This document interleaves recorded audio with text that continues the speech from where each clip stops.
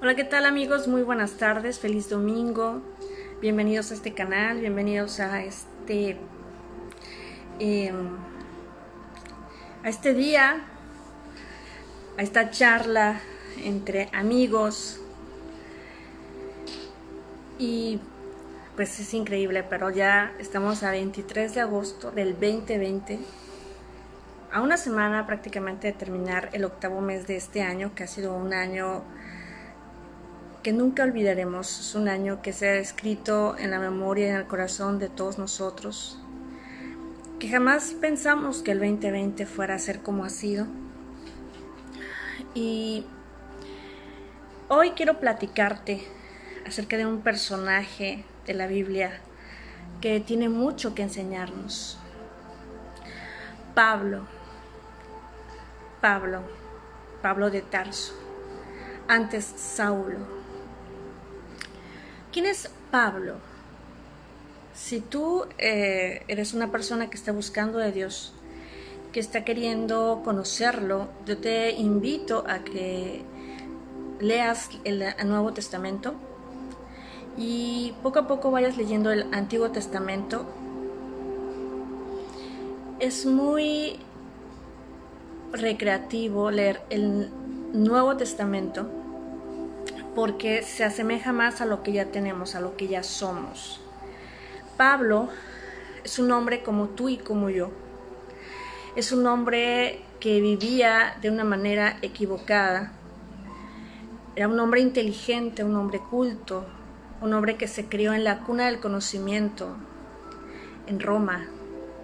Un hombre intelectual, un hombre objetivo, seguro. Un hombre que llegó a tener un cargo importante. Un hombre que no se estaba con cuentos, un hombre que sabía obedecer órdenes, un hombre que sabía ejecutar órdenes. Pablo se convirtió en un perseguidor de la Iglesia de Cristo.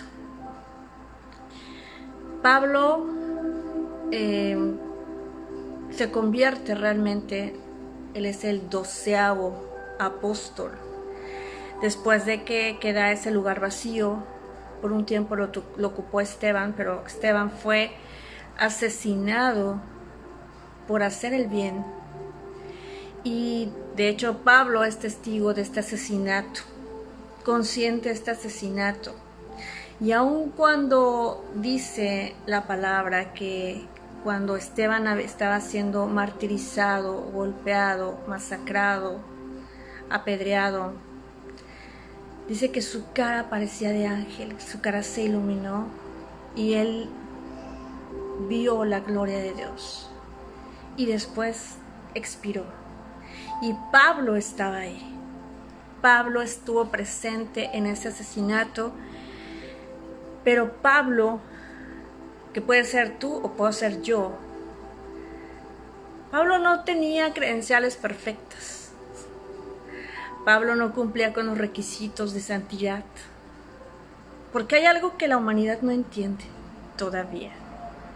Que Dios te ama siendo como tú eres. No sé quién seas en este momento, pero voy a agregarle a lo que tú seas la palabra fracaso.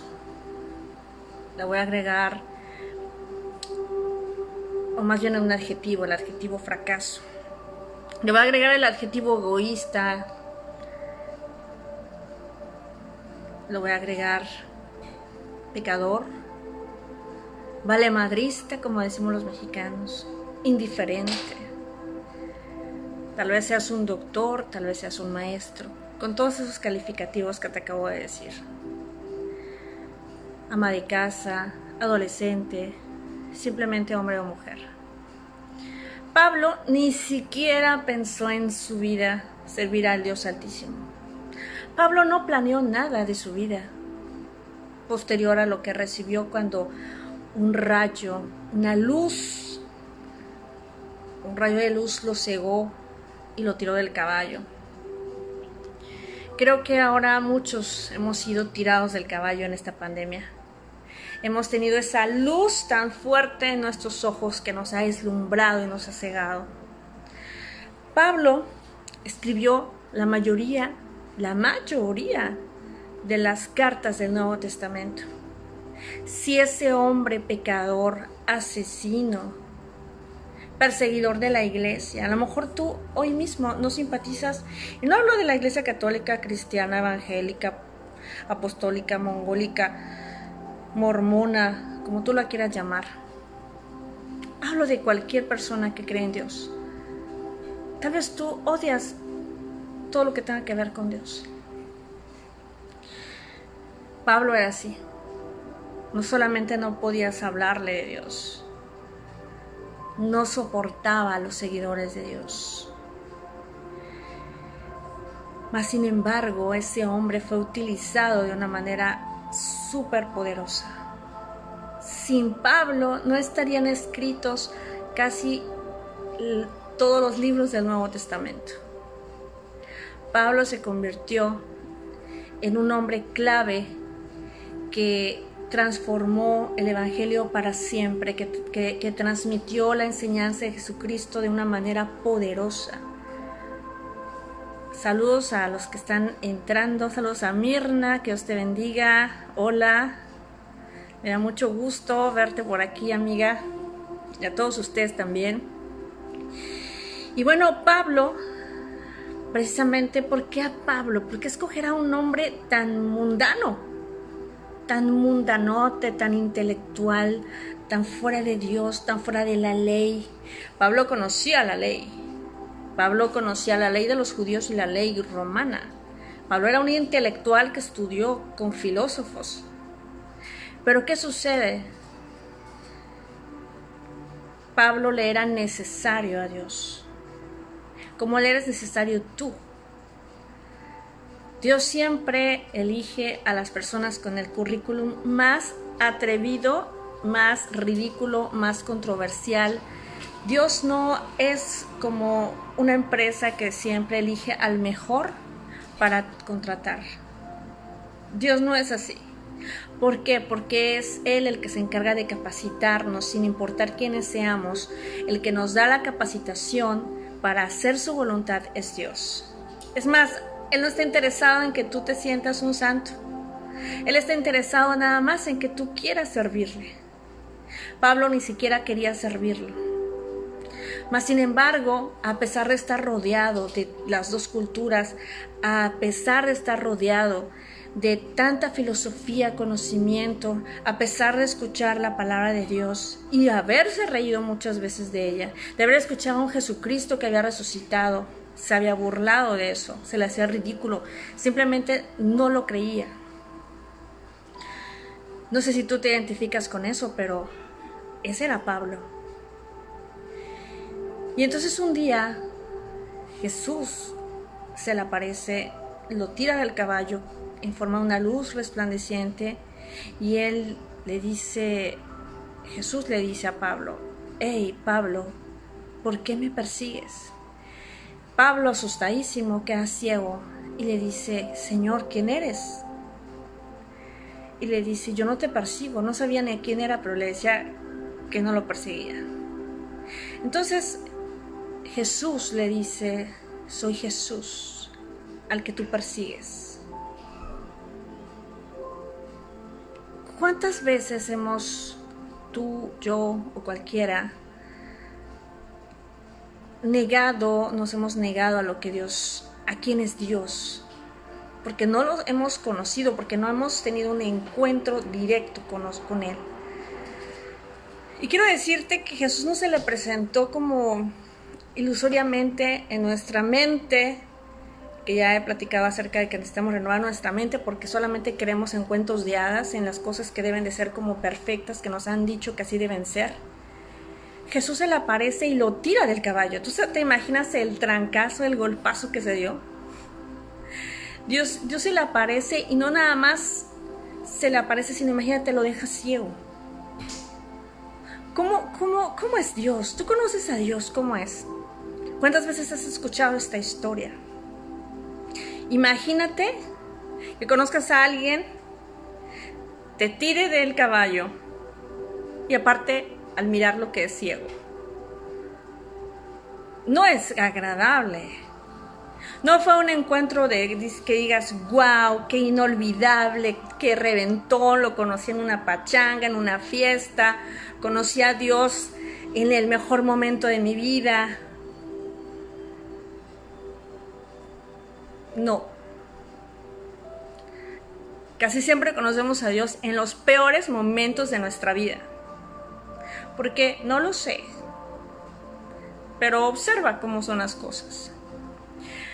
Hay mujeres que dan la luz en un autobús, en la calle, en un avión, en el estacionamiento de un hospital porque no la quisieron recibir y atender, como acabo de leer que pasó el día de ayer en un lugar en la Ciudad de México. ¿Qué nos está queriendo decir Dios con ese encuentro increíble donde le transforma la vida a Pablo y lo deja ciego por completo? Y entonces él le dice, Pablo, ve a tal lugar y en ese lugar, en esa ciudad, vas a encontrarte a un hombre que se llama, creo que era Bernabé, y ese hombre va a orar por ti y te va a devolver la vista. Imagínate, Pablo, el hombre que iba en su caballo con un cargo importante, que iba hacia un camino que él tenía. Yo me he preguntado, ¿cuál sería el plan de vida de Pablo? ¿Ser un gran comandante? ¿Un sargento? ¿Ser el segundo en el reino? Porque los comandantes que alcanzan un poder alto son la mano derecha de los faraones, de los reyes. Y él cumplía todo para hacerlo. Era atrevido, no tenía misericordia, él arrastraba a todos, era el que arrastraba a todos los cristianos y los llevaba para que se lo devoraran los leones, para que los matara, para que murieran. Entonces, él era un hombre muy fuerte. Él tal vez dijo, bueno, yo quiero ser un comandante con poder, quiero hacerme rico. Y como Pablo, muchos hombres creen, pregúntenle a los sicarios, que la violencia te marca un estatus de fuerza. Es mejor para muchos ser temidos que amados, y esa era la filosofía de Pablo. Pablo era terrible. Dice la Biblia que su fama traspasaba las fronteras de los países, de lo cruel que era y de lo astuto que era. Por lo que más famoso era Pablo es porque era muy buen detective, muy buen policía.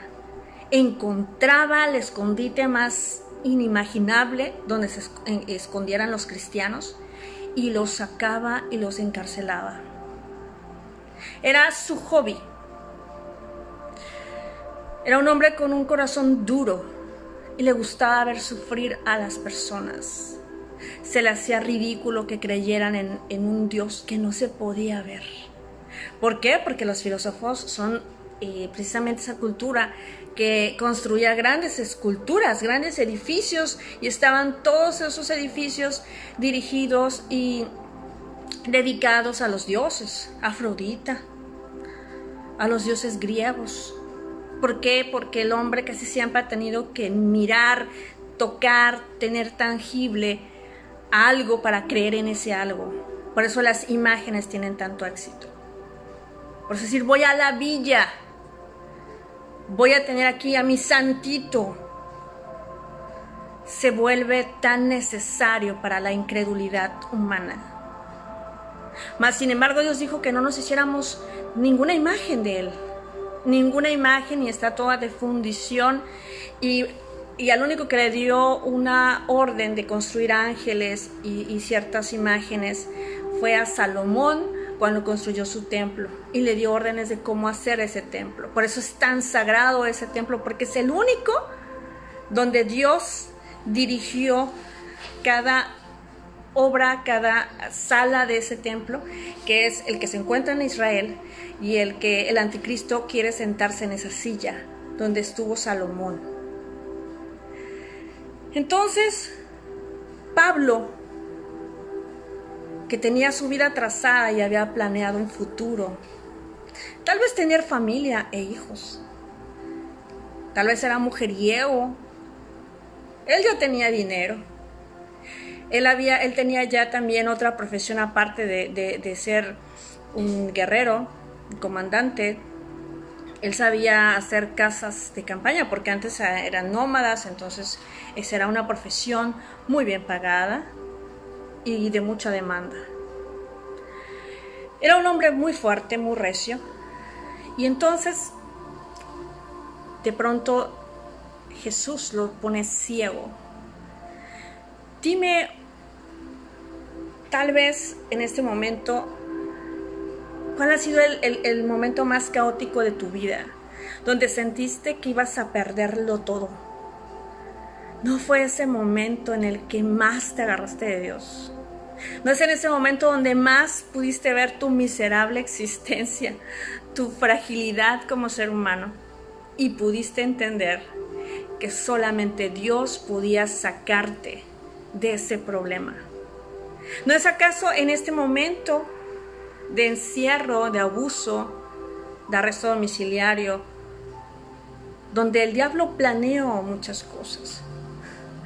Pero como Dios tiene la última palabra, tampoco calculó todo el bien que íbamos a tener al sufrir tanto algunos, al encontrarte cara a cara con una verdad. ¿A cuántos tiró Dios del caballo en esta pandemia? ¿A cuántos los tiró del caballo y les dijo, hey, espera, el camino que tú estás siguiendo, estás equivocado, ese no es tu camino, ahí no debes continuar porque su fin es pérdida, su fin es perdición para ti. Hey, lo que estás haciendo no está bien hecho, no está bien para ti.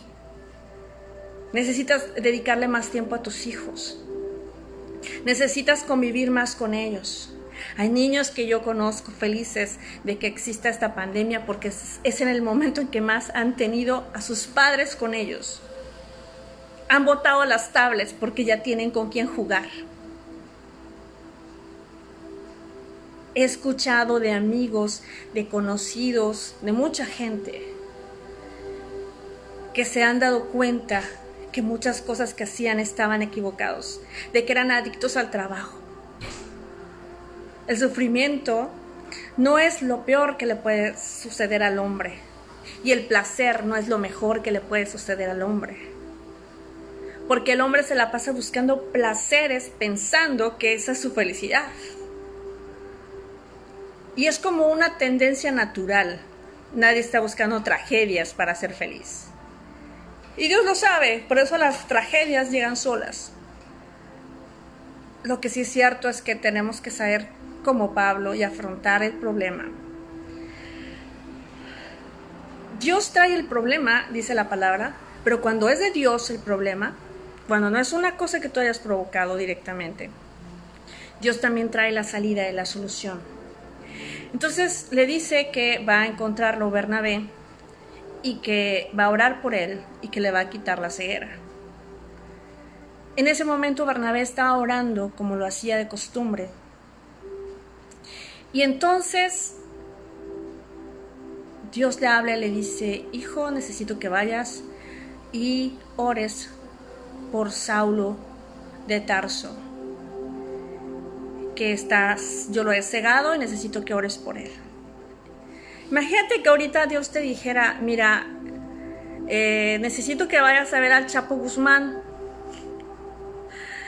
Y él se escapó de la cárcel y necesito que lo liberes. Y tú te vas a quedar, espérate, ¿eres tú el que me estás hablando? ¿Tú sabes quién es el Chapo? Y digo el Chapo porque todos lo conocen. Puede ser cualquiera.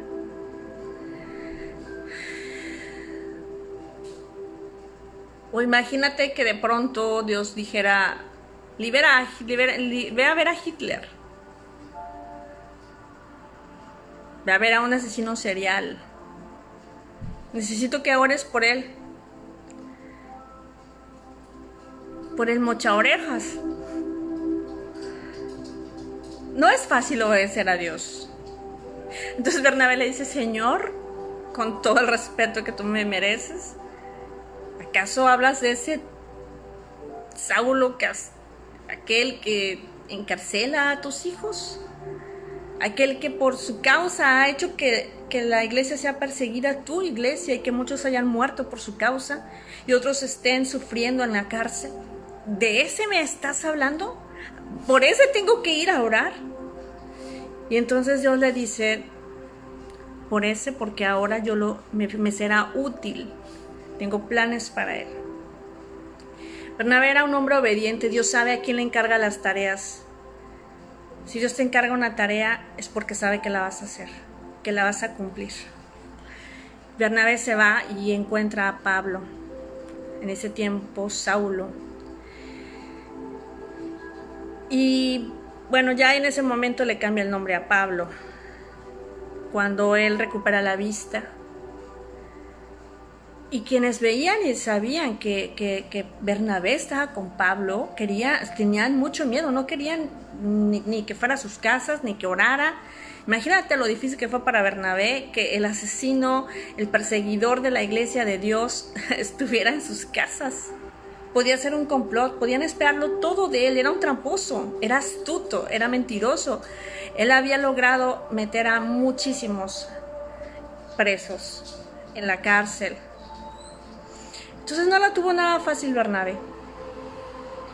Poco a poco, la gracia de Dios, la palabra de Dios dice que Dios estaba con Pablo. Y él se convirtió. Cuando Bernabé le impuso las manos y recibió el don de lenguas, el bautismo en lenguas, entonces Bernabé entendió que Dios estaba con Pablo. Y le enseñó todo. Porque además, Bernabé no creas que era cualquiera. Mira, Dios tiene un ejército escondido. Todo lo que veas que es famoso pertenece al anticristo. Lo famoso que tú conozcas hasta antes de la pandemia es del anticristo. Todo. Tal vez a muchos conozcan a los verdaderos y no lo han valorado de esa manera. ¿Por qué lo digo?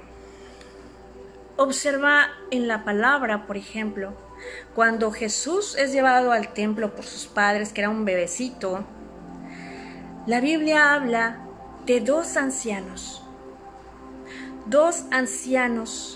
que ayunaban todo el día, que oraban todo el día, que ellos no eran los escribas ni los que daban la palabra. Ellos eran los que cuidaban del templo, los que limpiaban el templo, los que estaban pendientes de que toda la gente estuviera bien. Entonces, cuando este hombre, que no recuerdo su nombre, ve a María y a José entrar por el templo con sus palomas como sacrificio, como ofrenda, él dijo: Señor, gracias, porque tu siervo no morirá sin ver al Mesías.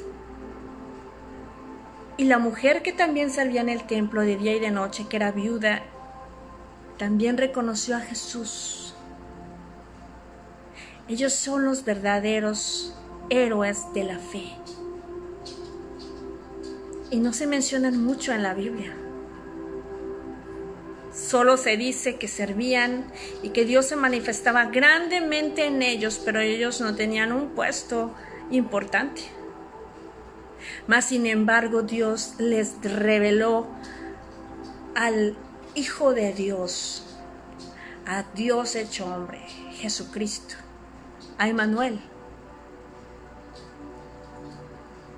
Hay hombres y mujeres de Dios ahí sirviendo grandemente, que un día tú y yo, cuando estemos en el cielo, se van a abrir esas páginas del Evangelio que continúa. Un día nos vamos a sentar, vamos a estar todos reunidos, no sé si sentados o parados o haciendo qué, pero vamos a escuchar las historias del Evangelio que se sigue escribiendo día a día, y héroes que hicieron historia porque hicieron lo que Dios dijo que había que hacer. Bernabé era de esos hombres. Él era respetado por los escribas, pero no tenía un puesto alto. pero su conocimiento sobre las Escrituras era completamente conocida y reconocida por los fariseos y escribas. ¿Por qué? Porque Bernabé conocía la palabra de la A a la Z y era necesario que así fuera. Entonces, él fue el maestro de Pablo. Él enseñó en su casa, estuvo con él años enseñándole la palabra y predicando. Fueron perseguidos. De hecho, por aquí les negaban que hablaran del evangelio y por aquí Pablo era golpeado.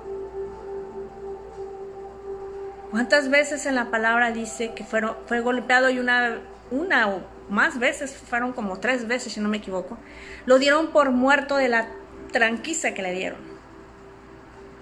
Bernabé disentió en una tontería con Pablo, porque no quería que fuera otro de los discípulos nuevos que se unieron a la causa de Bernabé y Pablo.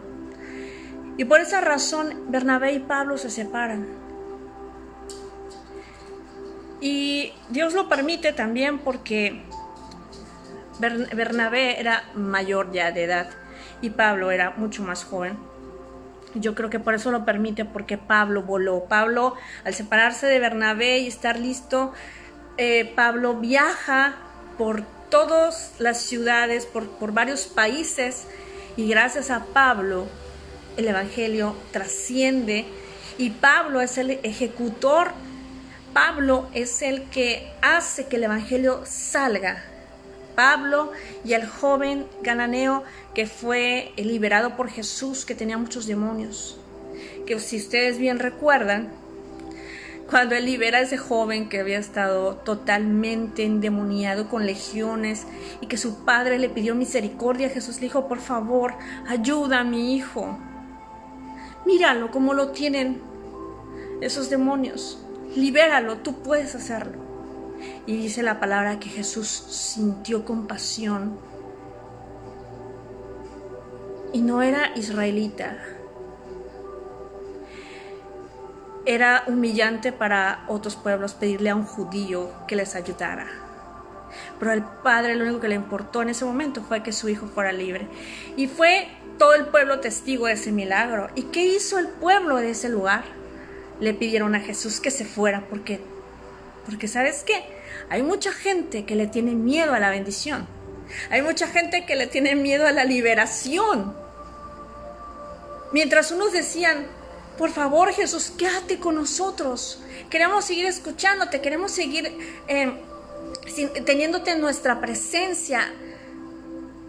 Yo no sé cómo sería, pero ha de haber sido hermoso conocer al Hijo de Dios en persona, totalmente carismático. Piensa en cualquier hombre simpático y agradable que conozcas. Jesús lo superaba. Dicen que era simpatía pura. Jesús andaba bailoteando en las bodas. Tengo una amiguita que fue a Israel, que espero yo también ir a Israel pronto. Y ella me cuenta todo lo que se habla de Jesús que no está en la Biblia. Es maravilloso. Desde el trabajo que hacía como carpintero hasta este tipo de cosas, como que cuando fíjate lo que hizo Jesús, hablando del alcoholismo, por ejemplo. Cuando le dice a su madre: ya no tienen vino, él pudo decir: no, mujer, o sea, yo no quiero que todos aquí se emborrachen. Todos los que están aquí pueden bailar, pero no hay que fomentar que la gente tome de más. Si ya se había acabado es porque ya habían tomado. Mas sin embargo, Jesús, si hubiera querido, aunque su madre se lo hubiera pedido, no lo hubiera hecho. Pero Jesús era alegre. Y no es que quisiera que se emborracharan los demás, es que era también vergonzoso que se acabara cuando la fiesta, yo creo que también era poco el vino que había. No había tal vez recursos económicos para que tuvieran más vino. Entonces él lo hizo porque la fiesta tenía que continuar, para que no se avergonzaran los novios. Y eso también nos enseña que Jesús está con nosotros en los más mínimos detalles. Bueno, entonces Pablo quiso hablar con Pedro Todo eso lo encuentras en los Hechos de los Apóstoles, yo no lo estoy inventando. Y Pablo le dice: Pedro, necesitamos salirnos. O sea, Judea aquí estuvo Jesús, ya se predicó, aquí necesitamos salir a los alrededores y llevar la palabra. Es un mandato del Señor. Aparte, el Señor a mí me está mandando a hacer eso. Antes de irse, Él dejó la gran comisión. Yo estoy obedeciendo ese mandato, ese fue un mandato. Entonces, Pedro le dice que no. Pedro no quiso hacerlo. Y no solamente eso, sino que le dijo que no se sintiera parte de los 12. Aunque Pedro reconocía que la presencia de Dios, que el Espíritu Santo estaba con Pablo. Pedro sabía. Y Pedro, si no me equivoco también, es en el capítulo 10, cuando Dios lo manda con Cornelio, que también era en un lugar fuera de Israel, pero dice la palabra que era un hombre que hacía oraciones a Dios, que era tan bondadoso, tan dadivoso, que sus limosnas, sus ofrendas y sus oraciones habían llegado hasta los cielos, y Dios no pudo ser indiferente ante Cornelio. Así es que hizo que Pedro fuera a la casa de Cornelio para que todos recibieran el Espíritu Santo, sobre todo recibieran la verdad de Jesucristo. Pero realmente Cornelio hablaba a Dios, pero a Dios abierto, a cualquier Dios prácticamente. En su corazón tenía el conocimiento de Dios, pero no lo conocía. Pero lo sentía. Pero era necesario que Cornelio tuviera también el conocimiento del verdadero Dios. Entonces oía de un Jesús, pero nada más, no sabía nada más. Era lejos el lugar.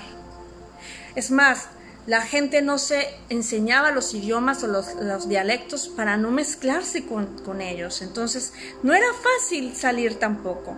Se cree que Pablo aprendió también varios idiomas para poder hablar. Y se cree que por medio del Espíritu Santo él pudo comunicarse con muchos de ellos.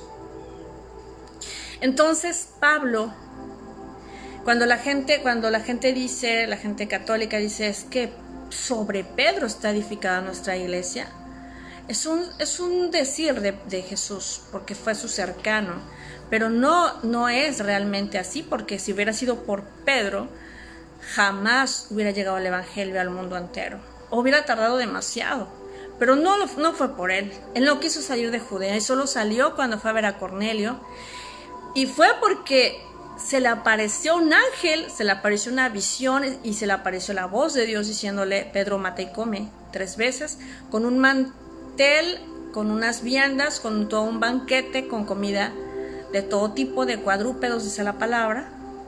Y recuerden que los judíos no comen cerdo. Entonces, el dicho judío: jamás he probado algo que sea inmundo, Señor. Entonces Dios le dijo: no llames tú inmundo a lo que yo he creado, porque no hay nada inmundo. Y entonces Pedro, después de tener esa visión, Dios le dice, esa voz, él escuchó la voz de Dios, y Dios le dice: ve con Cornelio, porque me son gratas sus oraciones, y quiero que vayas y reciba por imposición el bautismo, que sea bautizado y recibirá el poder del Espíritu Santo. Pedro no lo podía creer, porque ellos creían que el evangelio solo era para los judíos. Pedro caminó con Jesús, vivió con Jesús 3 años, pero lo traicionó. Pedro se arrepintió, Jesús no lo desechó, Jesús lo perdonó. Pedro fue el que caminó sobre las aguas. Pedro es el que le mochó la oreja a un soldado para defender a Jesús. Pero a él no le cabía que alguien que no fuera judío pudiera ser salvo.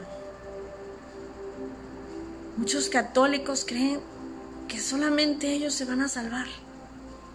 Muchos cristianos evangélicos creen que los católicos tampoco van a entrar al cielo y que solamente ellos se van a salvar.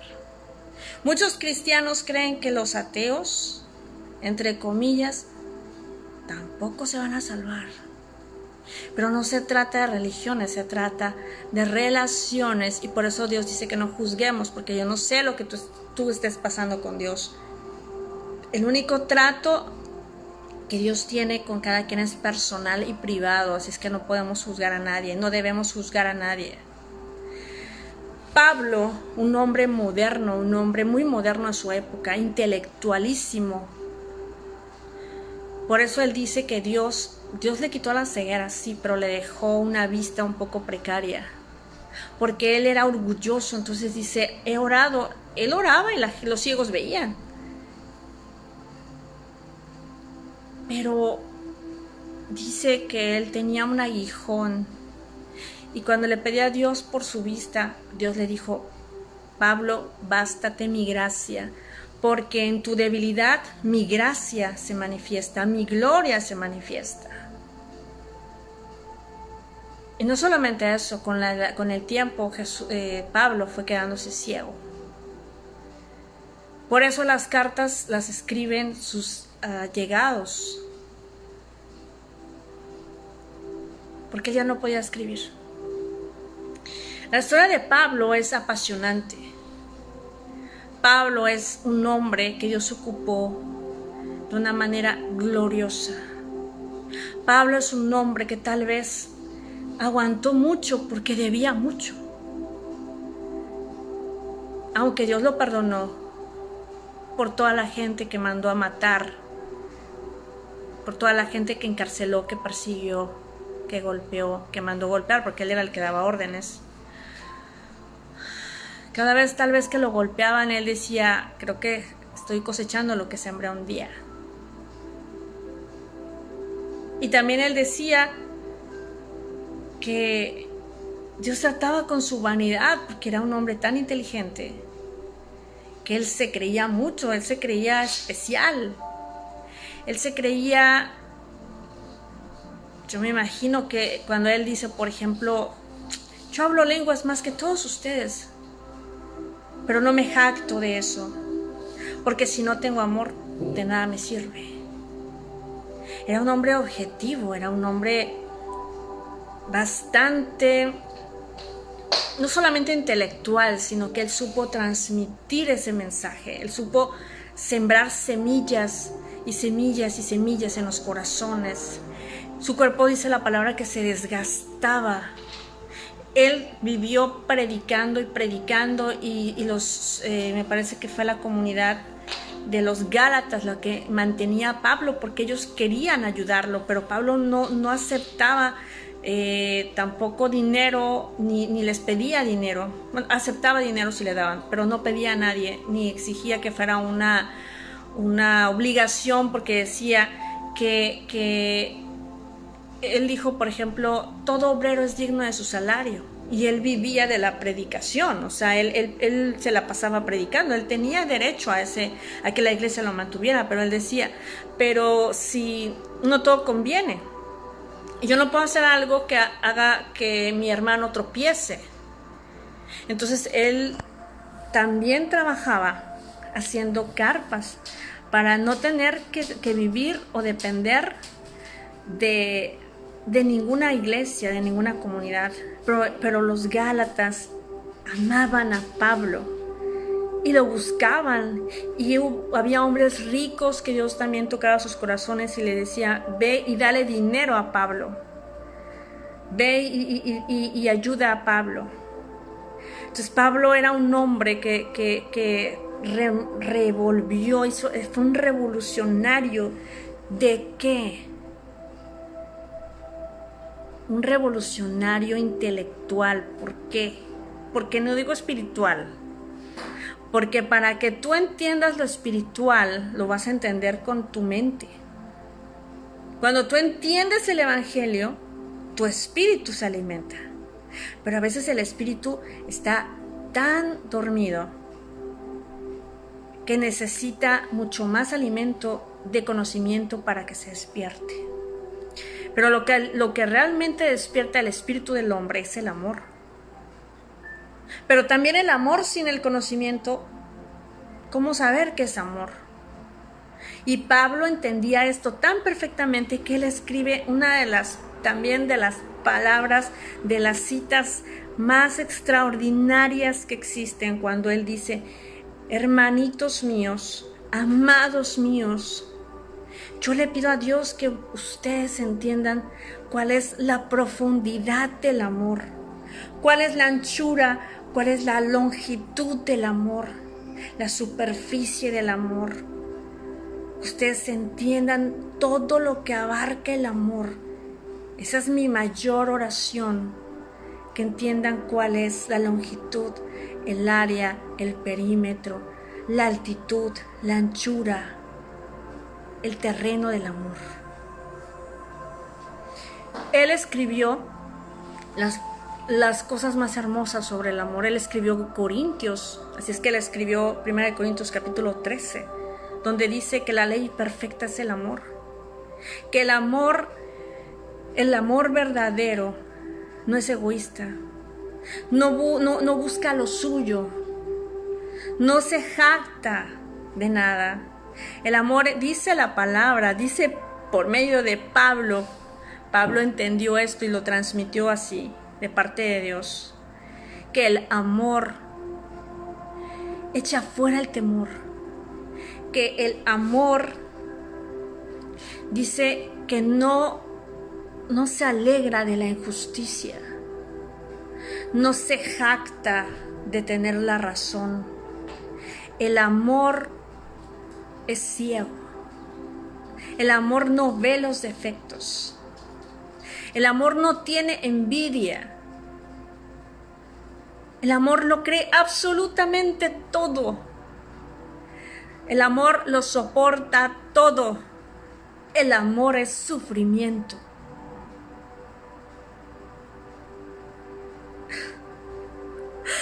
Si tú cuando lees esto o lo lee una persona intelectual sin conocimiento de Dios y sin discernimiento y sin revelación, es una locura. El amor es sufrido. Qué atrevido fue Pablo, porque imagínense, el mundo siempre ha buscado placeres. Entonces cuando tú dices es que el amor es sufrimiento, como que yo no quiero tener amor. Me encanta esa canción de José José, que no recuerdo ahorita quién la escribió, pero que dice: amar y querer no es igual. Amar es sufrir y querer es gozar.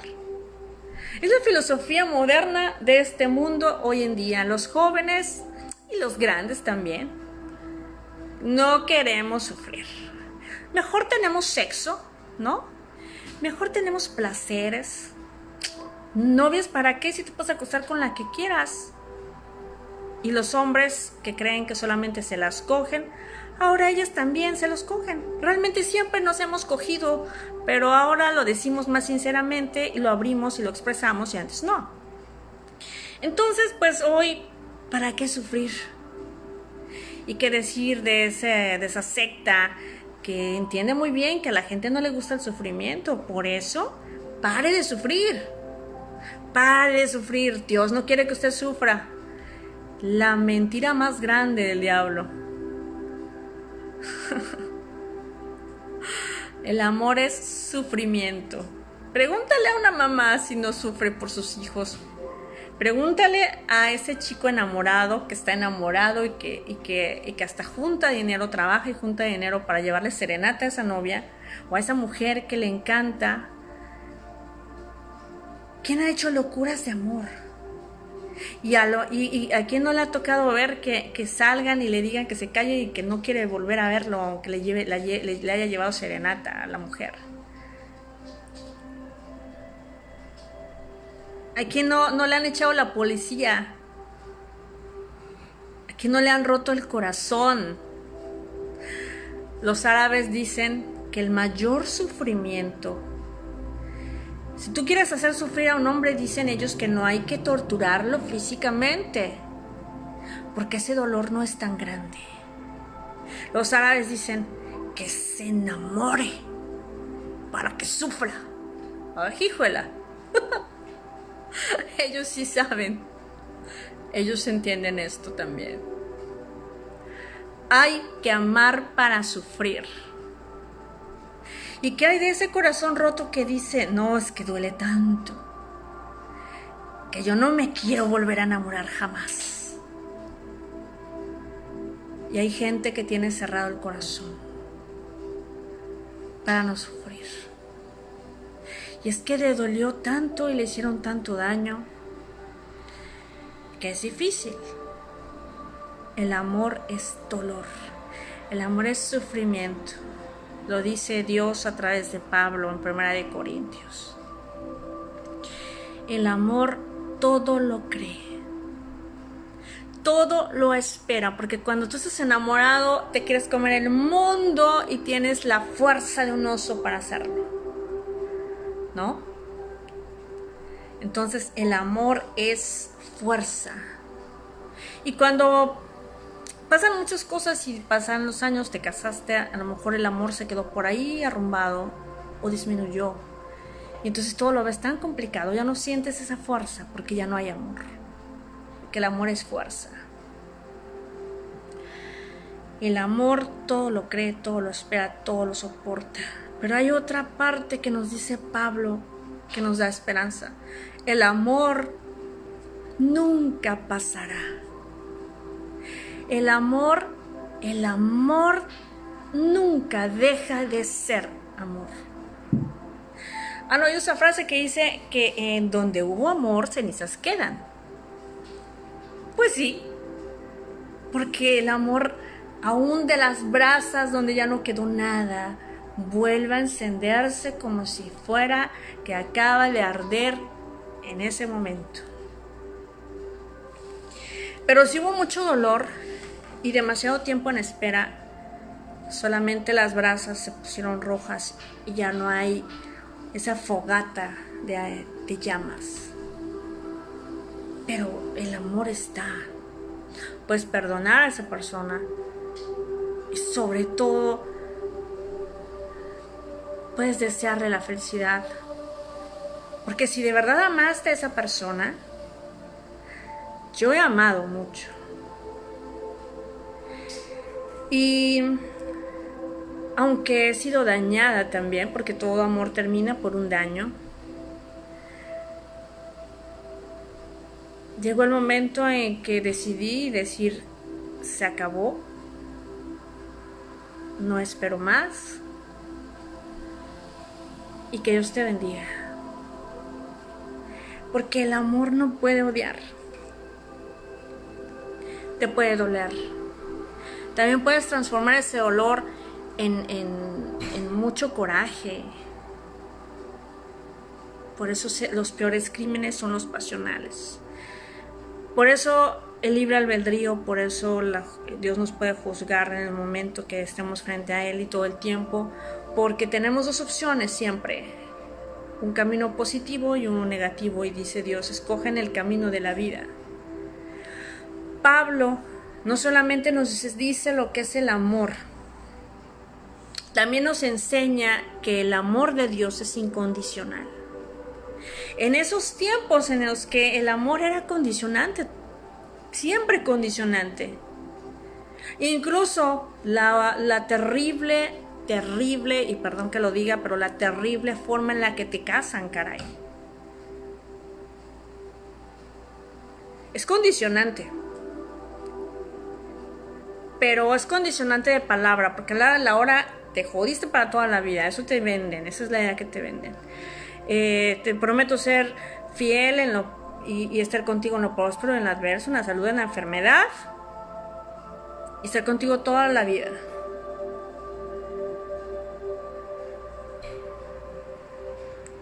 Aparentemente sin condición, pero con una condicionante.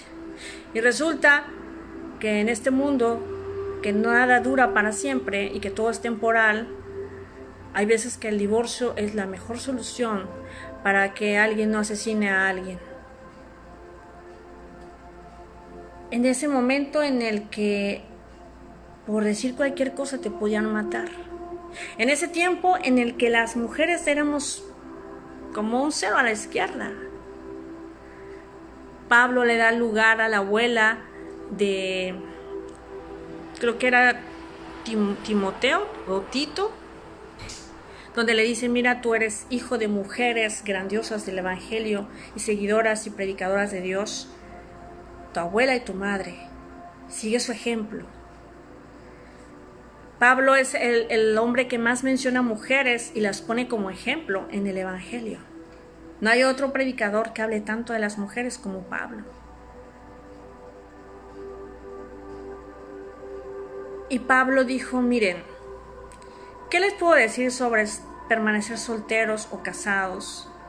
Si sientes que te quemas, pues cásate.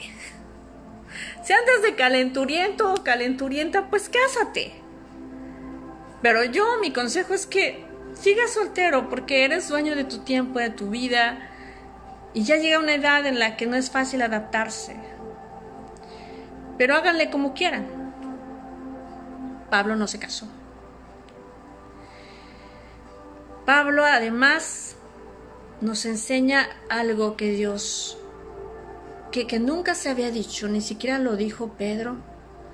Nadie lo mencionó antes cuando dice que en la palabra que no hay nada que nos pueda separar del amor de Dios, porque precisamente el amor no es condicionante. El amor no se condiciona. Entonces, ¿qué sucede? Si el amor no se condiciona, ¿qué significa esto? Significa que, perdón, quiero hacer quería ver si podía añadir a alguien de ustedes, pero no es posible, no me deja esto, ni modo. En la palabra dice que ni la vida, ni la muerte, ni los ángeles, ni los demonios, ni las potestades, ni el pasado, ni el presente, ni el futuro nos podrán alejar del amor de Dios.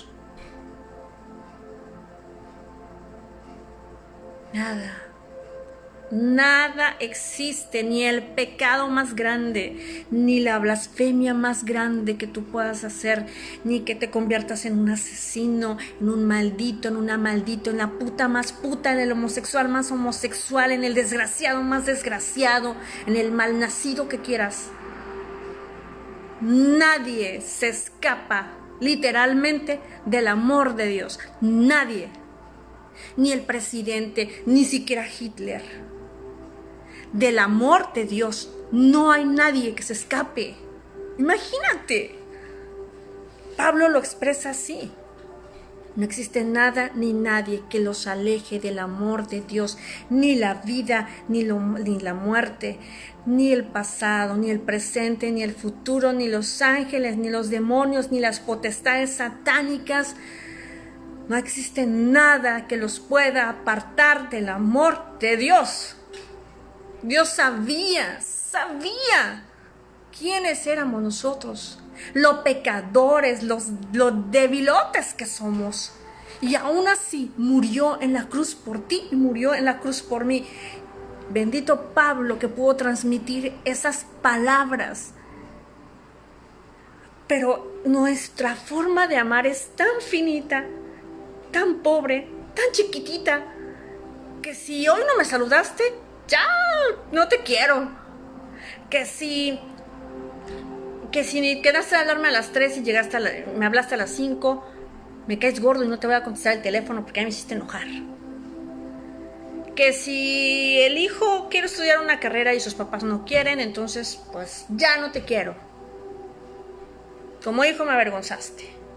Que si la niña, la muchacha fue educada con todo el amor, con todas las bendiciones, con todas las cosas, pero resulta que sale embarazada, ya no eres mi hija, salte de esta casa, nos has puesto en vergüenza. Así de mezquinos somos los seres humanos. Por eso nos cuesta tanto trabajo, pero tanto trabajo entender que existe un amor maravilloso que se llama amor ágape.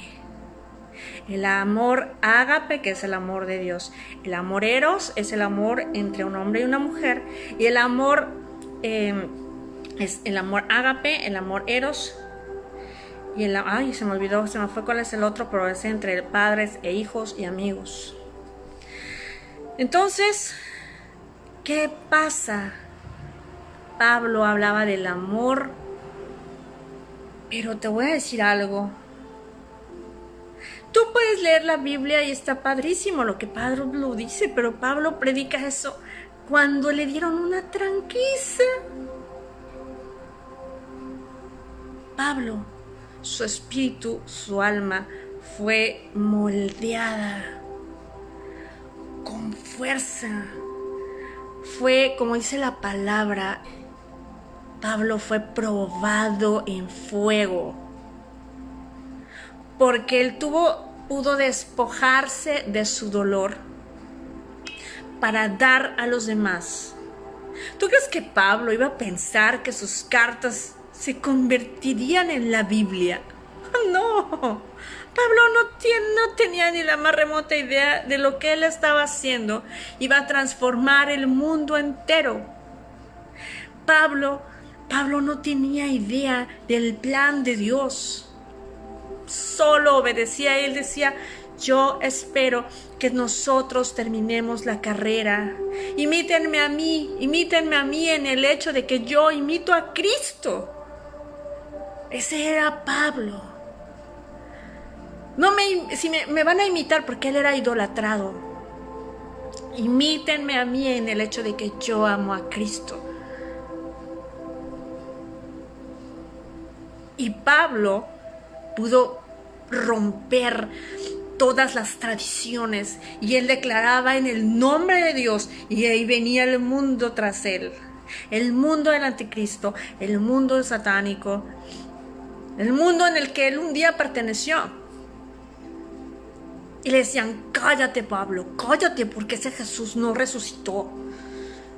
Cállate, porque él no resucitó a Lázaro, y al pobre Lázaro lo persiguieron mucho tiempo para matarlo, porque era la evidencia del milagro de Dios, de Jesús.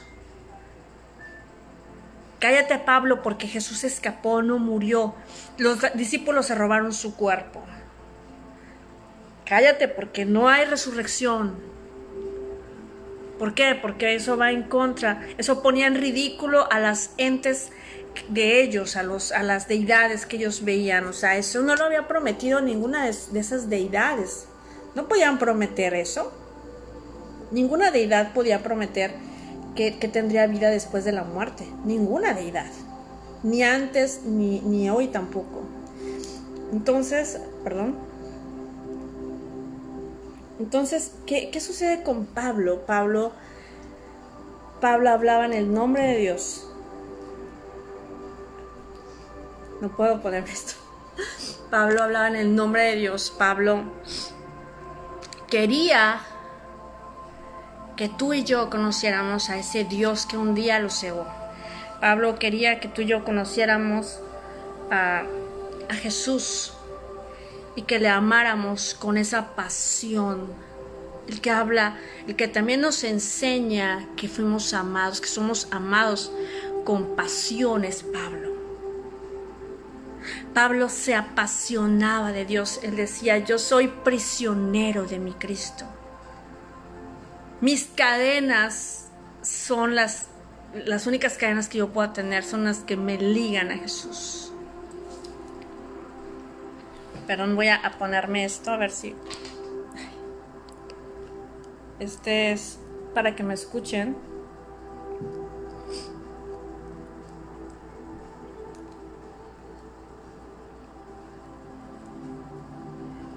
Perdón.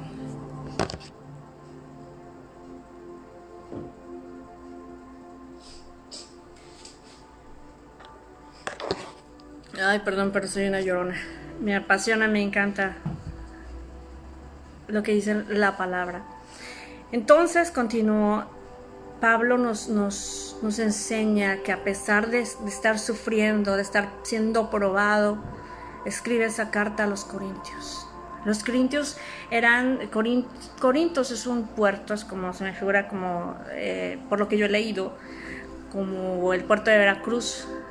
Entonces la gente es así como muy jacarandosa, muy gritona, muy alegre también, pero muy inquieta. Entonces eran muy emocionales. Entonces Pablo tenía que citarlos, que situarlos, que jalarles las riendas y aclararles muy bien ciertos conceptos, porque ellos tenían conceptos demasiado errados. Entonces por eso la carta a los Corintios, si ustedes ven esa carta, siempre fue muy intensa, muy intensa. Y ya, aparte de intenso, se acabó la batería. Bueno, no sé qué tanto me quede, pero espero que pueda concluir el video. Pablo es uno de los hombres que Dios más utilizó y que jamás pensó que sus cartas fueran parte de un libro que se llamara